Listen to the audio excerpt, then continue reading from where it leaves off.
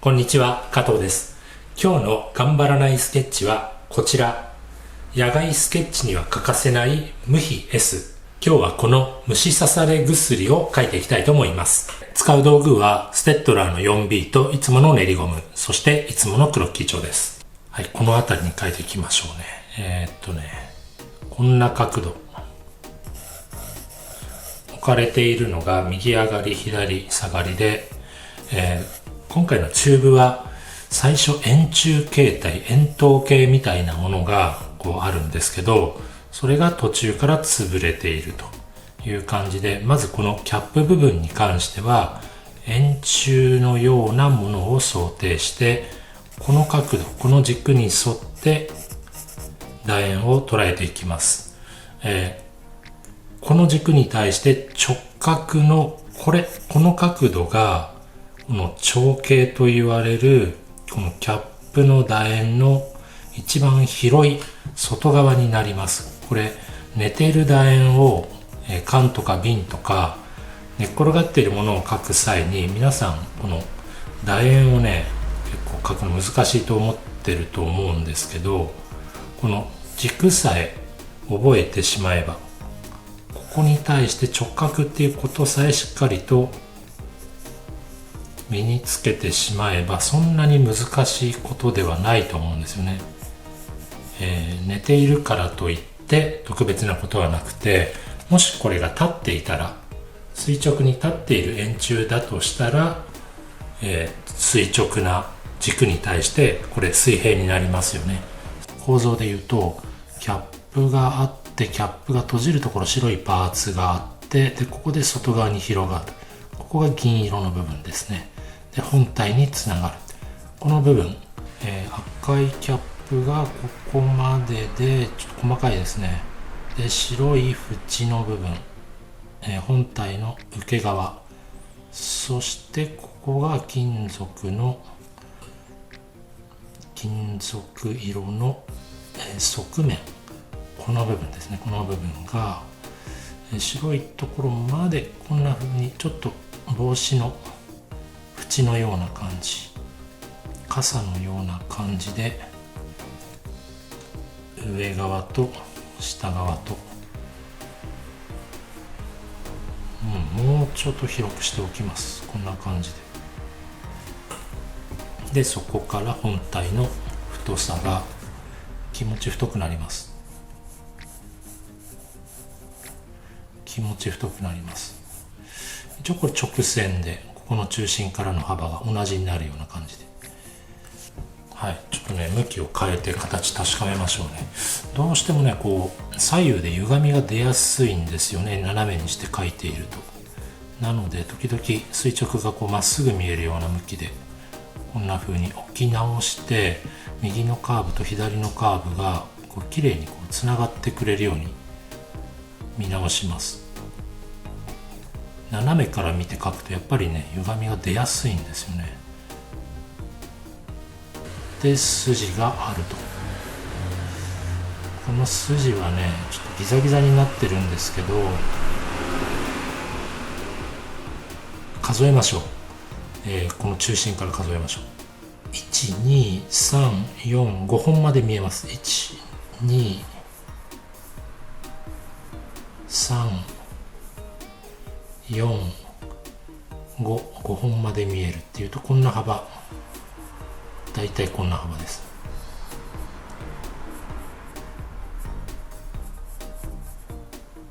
で最後は徐々に間隔が狭くなっていくと。で上側はなんかハイライトが入っているせいで、同じ5本見えているんですけど、線のようには見えない、なんかちょっとギラついて光って見えるので、ちょっとお茶を濁しておきます。こんな感じ。はい、で形がだいたい取れたので、この切り口というか断面、暗く中がね、洞窟の中のように暗く見えているので、このコントラストを強めに中の暗さ入れておきます。で先端がこの、本体に穴を開けるためのキリみたいなね尖ったパーツがあるんですね、ここにね。それ以外、そこだけちょっと飛び出ているので、それ以外を暗くしておきます。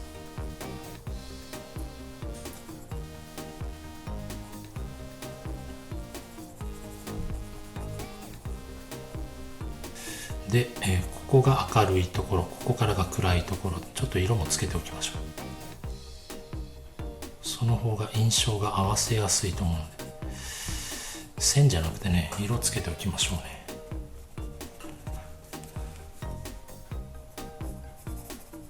で、ここから少し暗く見える。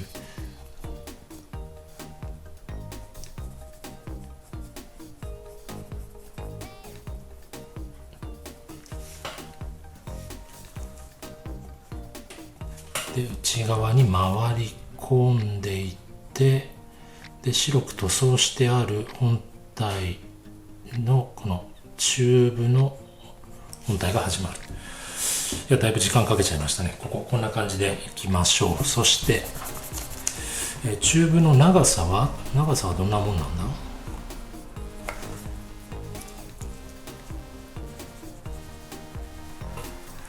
なんかね、形がなかなか決まらない、気に入らないですね。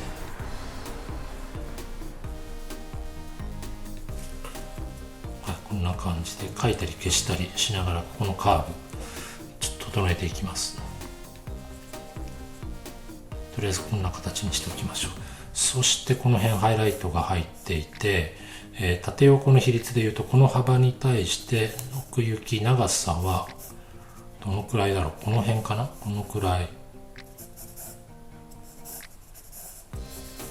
円筒形がいつの間にか潰れていて、この上の面が平らなんですね。ここね、平らで、最後こんな風に潰れて、最後閉じてる部分があると。縦横の比率でいうとこんなもんでいいのかな。で、最後が右下がりの折り返してある部分なんですけど、当初ここを中心に、線が複数になってました。ここを中心に奥側と後ろ側と手前側を比較すると、ちょっと手前側が広くなりすぎていたので、もうちょっと狭くします。このくらいで一段段差があって、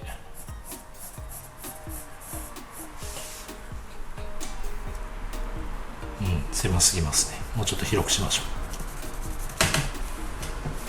向こうがここまで、手前はここまで、左右がだいたい同じだけど、手前が少し広がるくらい。あと右下がりの角度はこんな角度で見ましょう。これが折り返し部分。折り返しはここちょっと断面が見えていますね。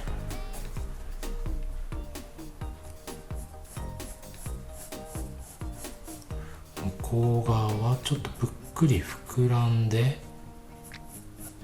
潰れているせいで、円柱形態なんですけれども、ちょっと形に歪みができている。こんな感じでしょうか。はい、線強く描きすぎたので少し消して整えます。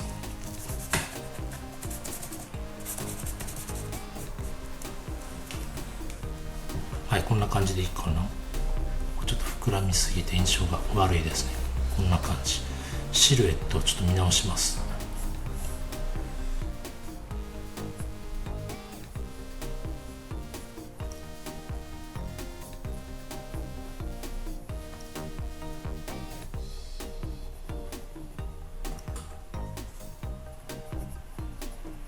はい、できました。はい、こんな感じで、ハイライトがね、ここにね、スッと入るんですね。ここがハイライト。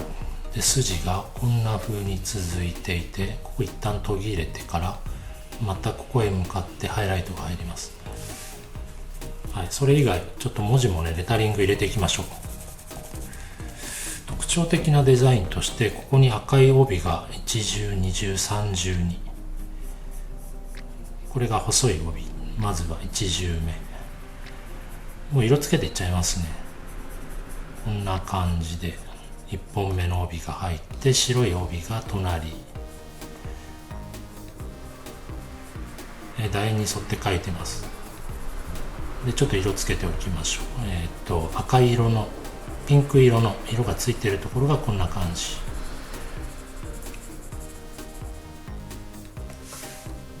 だいぶ似てきましたね。でどの辺まで、この辺まで、この辺までで、ここ少し歪んでいて、ひしゃげていて、はい、こんな感じでしょうか。で無比 S っていう S の文字があるんですけど、先に塗っちゃいますね。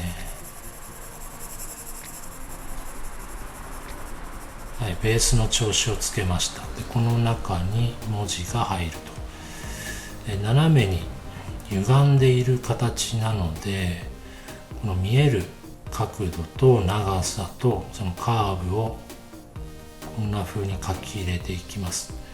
ちゃんとね読めない感じなんですよね。S といえば S っていう文字になっている感じなんですけど、ひしゃげ形が歪んでいるせいでちゃんと見えないとか読めない感じになっています。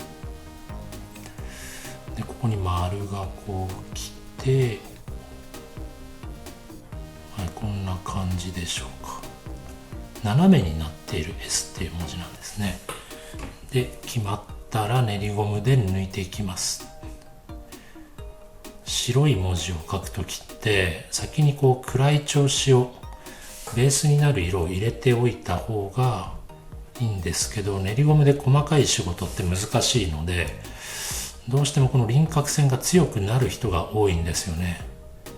白抜き文字を書く際には、私練りゴムだけで書いてますけど、ノック式の消しゴムってご存知でしょうか。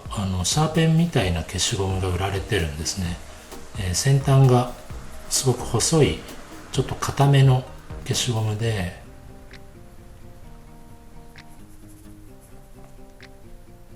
はい、こんな感じで周りを塗りながら縁取りの線が強くならないようにちょっと気をつけながら、周りにこうやってぼかしながら形を描いていきます。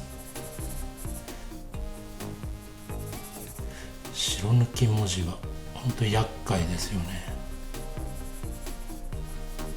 中にはねこう硬い鉛筆で、4H とか 5H とか、中には 89H を使って白く抜きたいところだけ最初にその硬い鉛筆でグリグリゴリゴリと書いておいてから、周りを柔らかい鉛筆の腹を使って塗っていくっていう、版画みたいな技法を使う方いますけれども、それも一つの手です。髪の毛の細い髪の毛のね、描写をするのにあえてそういう硬い鉛筆で先に細い髪の毛を描いておいて、で後から柔らかい鉛筆で塗りつぶすっていう、そういった手もあります。はい、ちょっと S が見えました。でここハイライトがここシュッと入って、ハイライト以外は少し落ちる、トーンが落ちると。赤色をここねちょっと濃くはっきり書いておきましょう。あとねここ 18g って文字があるんですね。これはちょっと見えにくいけれども一応書いてあるので入れときましょうね。ここ 18g。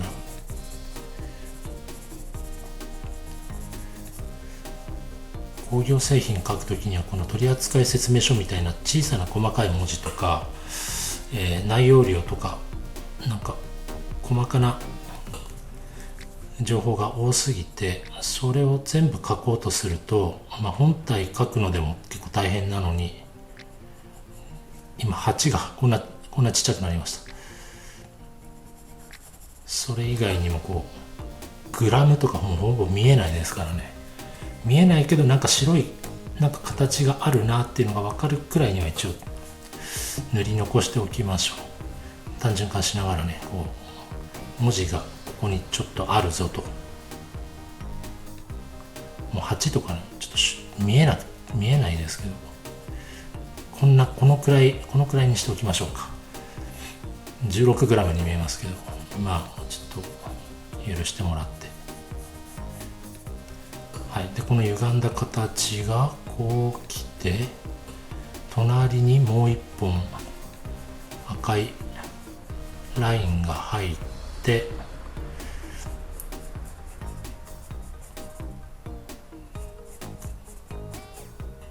こんな感じですかね。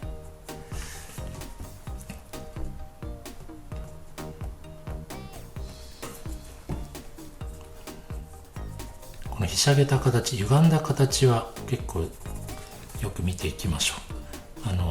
本体の丸みが出せる程度には、見る人に伝わる程度には、この歪んだ形をね丁寧に追っかけておきましょ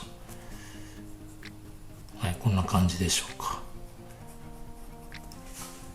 はい、なんとなく無比っぽくなりましたね。で、無比の文字も入れましょうね。ここね、これもまた厄介ですね。また斜め上から見下ろした無比の文字なんで、すごい歪んでひしゃげていますけれども、バランスを見ながらちょっと入れていきましょう。無、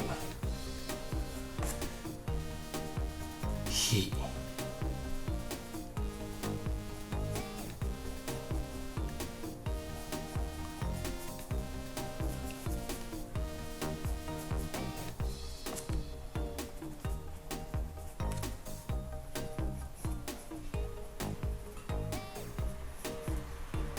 こんなもんかな。無比 S、 入りきらない。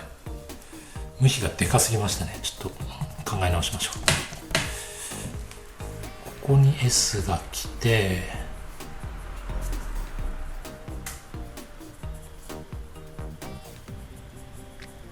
この辺ですね。この辺に S が来て、比はここら辺まで、比はこの辺まで、無がでかすぎましたね。無この辺まで。そうやって考えると、逆算すると、この3つの文字の配置を考えると、比の縦棒はこの辺り、横棒はこの辺り、 S の横棒、横棒はこの辺。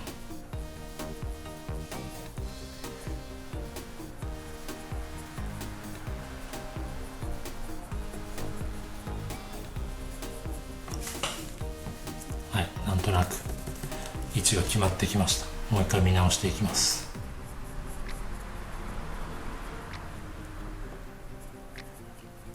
今やってることを結構ね、皆さん応用できると思うんですけど、書いてみたら終わりが入りきらなかったってよくあると思うんですね。そういった時に私はもう一旦リセットして、最初に終わり、今回の例で言うと S の終わり、無の終わり、こことここをまず最初に決めました。この位置が決まったら、次にその中に比がどこに来るのかっていう、その終わりを決めた後で、その間のどこかっていう間を分割して形を決めているんですね。これ何度も言ってますけれども、レタリングに限らずデッサンしていく上で、形を絵として見ていく、文字として捉えていくというよりも、縦棒の角度がどのくらいの角度でどのくらいの長さでっていう配置を見ながら、比率で全て捉えていきます。なので今回のこれで言うと、 S の終わり、無の終わりが最初に決まって、その間のどこに比の先端が来るのか、縦棒が来るのか、改めて見直しました。こんな風にして、その文字そのものが一個一個上手に書けるかじゃなくて、比率が合うように捉えていった方が、こういったレタリング上達早いと思います。で、あともう一個気にしているのが、この角度ですね。この S の縦棒がこの角度、この角度、無も、斜め横から見下ろしてるんだけど、もしこれが縦になったら、この軸に沿って形が、形状が歪みができているように見えるのを心がけています。常にこの比のこの縦棒もこの角度ですね。この角度、常にこの角度、この傾きに対して平行になるように意識しています。だいたいこういった商品のレタリング文字っていうのはデザインされていることが多いので、あんまりその一般的なカタカナになっていなくても、無比らしさみたいなものがなんとなく出せていれば、いいかなと思います。細い線を書いておきます。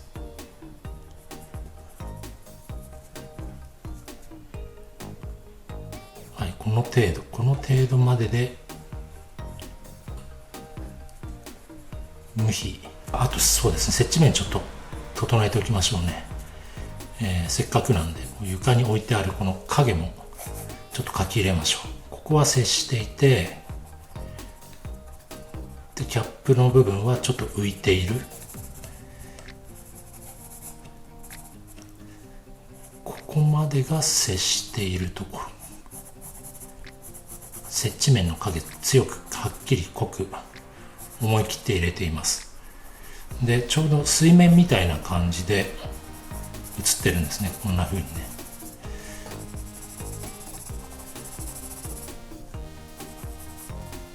ちょうど水みたいですね。こんな風に白い筋も映っています。この辺もね、なんとなく筋が見えているというわけで、白いところはねあんまり映ってないんですね。こんな感じで。